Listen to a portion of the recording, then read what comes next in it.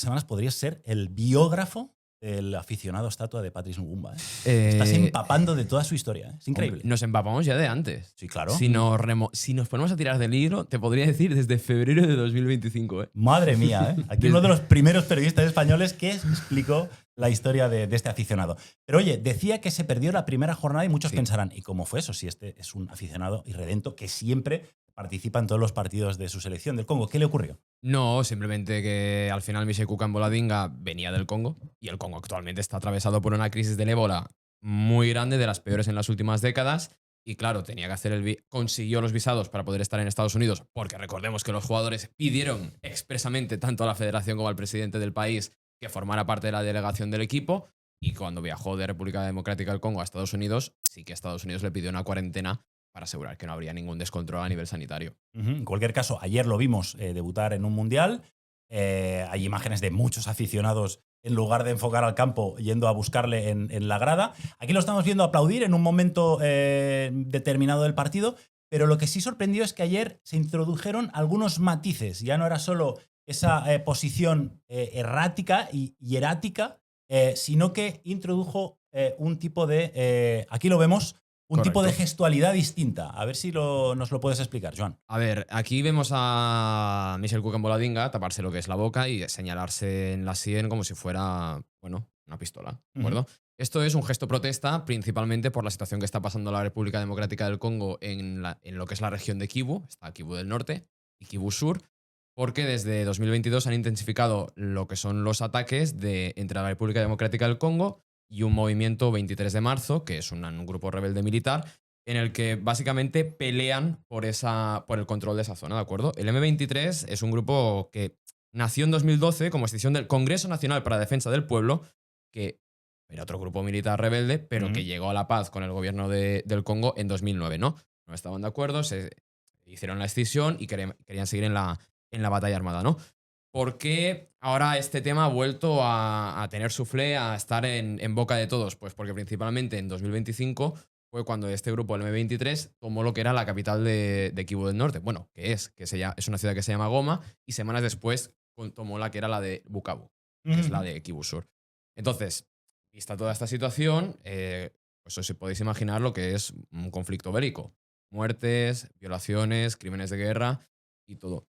Pero si todo esto está escalando y hablamos de conflicto bélico y no de guerra civil, es porque la República Democrática del Congo acusa a Ruanda de estar detrás. ¿Por qué? Por dos motivos. En primer lugar, por financiar y apoyar al grupo M23. Y por otro lado, de ser ellos mismos, es decir, el ejército ruandés, el que asesinó al gobernador de Kivu con un francotirador.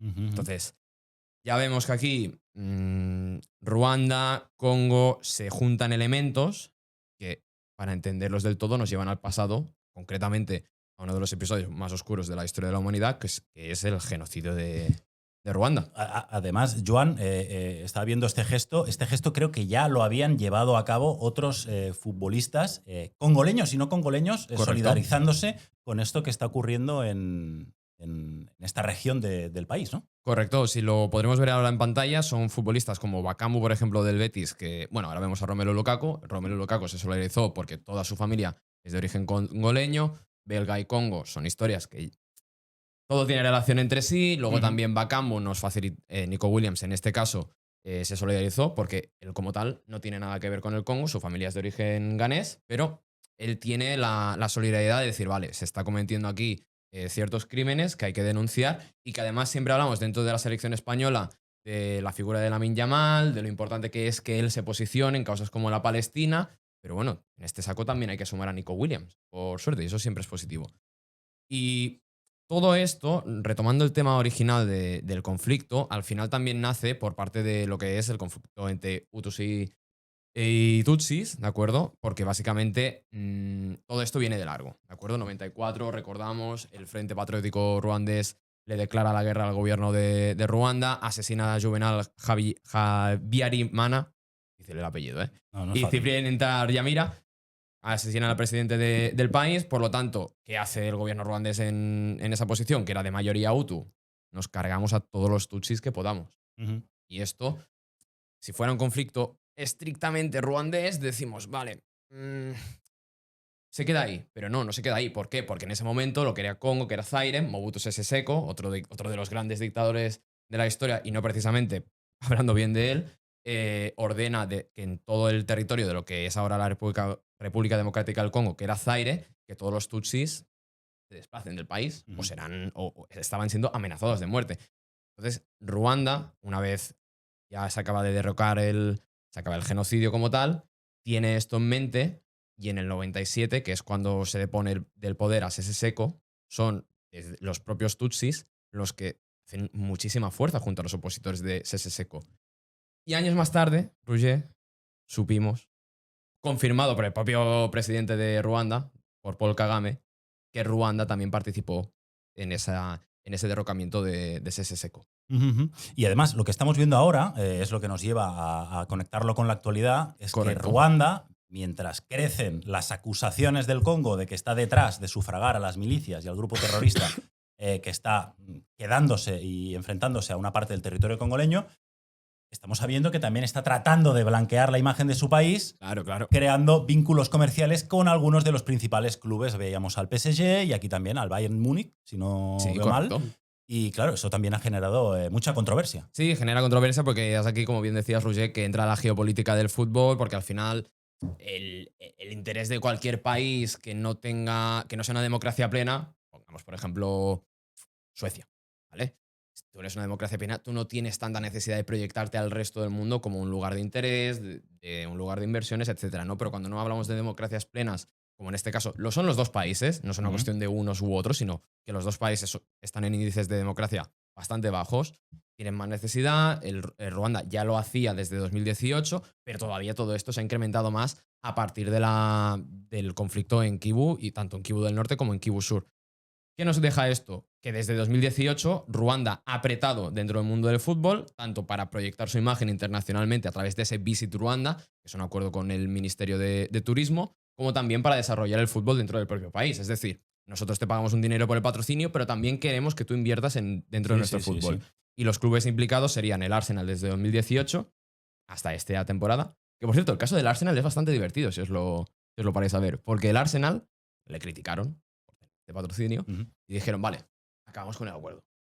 Pero se trajeron como sustituto de patrocinador a Dil, que es una empresa de Silicon Valley acusada de espionaje y también de financiar al ejército israelí en medio del genocidio de Palestina. Esto de las marcas, claro, hay que andar con mucho ojo. Y sobre todo, y lo pongo en valor, si hay una sociedad crítica y un grupo de aficionados críticos que puedan levantar el dedo y decir esto deshonra la historia de un club, ¿no? En el caso del Arsenal decías que ya se ha cerrado ese acuerdo, pero cuéntame también, para ponerlo ya como rúbrica, ¿qué ha hecho el Congo? Porque es el primero en denunciar que Ruanda está llegando a estos acuerdos mientras hace lo que hace en su territorio, pero creo que el Congo desde hace poco también ha intentado usar la misma estrategia. El Congo ha hecho exactamente la misma estrategia porque al final Visit Ruanda tenía Arsenal hasta este año, pero sigue manteniendo a Paris Saint-Germain, a Bayern de Múnich y este año también al Atlético de Madrid, un Atlético de Madrid que firmó el acuerdo después de que el M23 tomara goma, por lo tanto ya sabían lo que estaba pasando allí, y lo que hizo el Congo fue escribir una carta a todos estos clubes. Concretamente lo hizo la ministra de Asuntos Exteriores, que era Ceres Kayi-Wamba,